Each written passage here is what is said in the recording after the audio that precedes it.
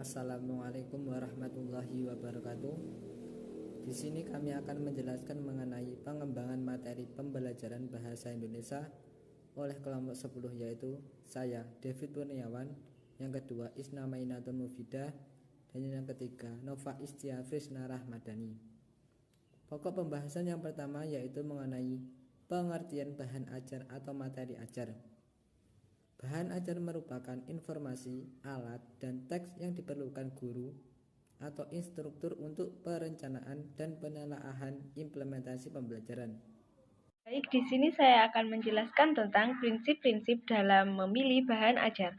Adapun prinsip-prinsip dalam memilih bahan ajar dibagi menjadi 3, yaitu yang pertama ada prinsip relevansi, yang kedua ada prinsip konsistensi, dan yang ketiga ada prinsip kecukupan.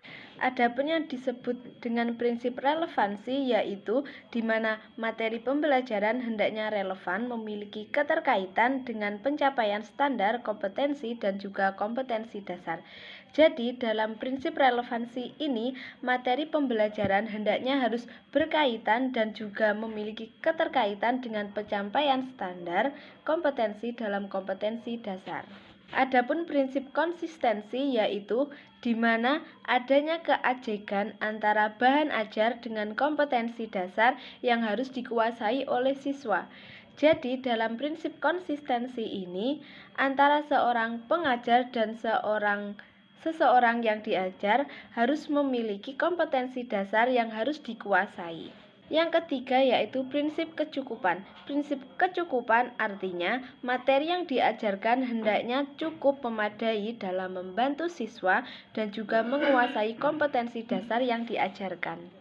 Adapun jenis-jenis bahan ajar yang pertama yaitu bahan ajar pandang atau bisa disebut dengan visual, yang terdiri atas bahan cetak atau printed seperti antara lain handout, buku, modul, lembar kerja siswa, brosur, pamflet, wall chart, foto ataupun gambar, dan juga non-cetak ataupun non-printed seperti model ataupun market. Yang kedua yaitu ada bahan ajar dengan audio seperti kaset, radio, LCD proyektor, dan lain sebagainya.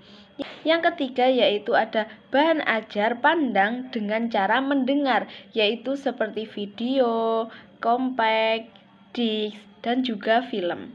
Yang keempat yaitu ada bahan ajar multimedia interaktif atau disebut dengan interactive teaching material seperti CAI atau disebut dengan Computer Assistant Instruction, dan juga compact disc atau CD. Ada juga multimedia pembelajaran interaktif dan juga bahan ajar berbasis web. Baik, untuk materi selanjutnya akan disampaikan oleh pemateri selanjutnya. Selanjutnya, langkah-langkah pemilihan bahan ajar. Yang pertama, mengidentifikasi aspek-aspek yang terdapat dalam standar kompetensi dan kompetensi dasar.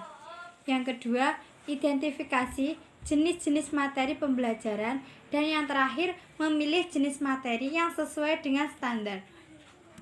Selanjutnya, sumber bahan ajar. Yang pertama, buku teks yang diterbitkan oleh berbagai penerbit. Yang kedua, laporan hasil penelitian.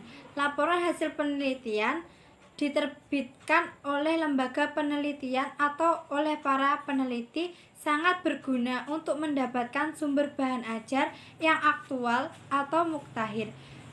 Selanjutnya, buku kurikulum penting untuk digunakan sebagai sumber bahan ajar, karena berdasarkan kurikulum itulah standar kompetensi, kompetensi dasar, dan materi bahan dapat ditemukan dengan mudah.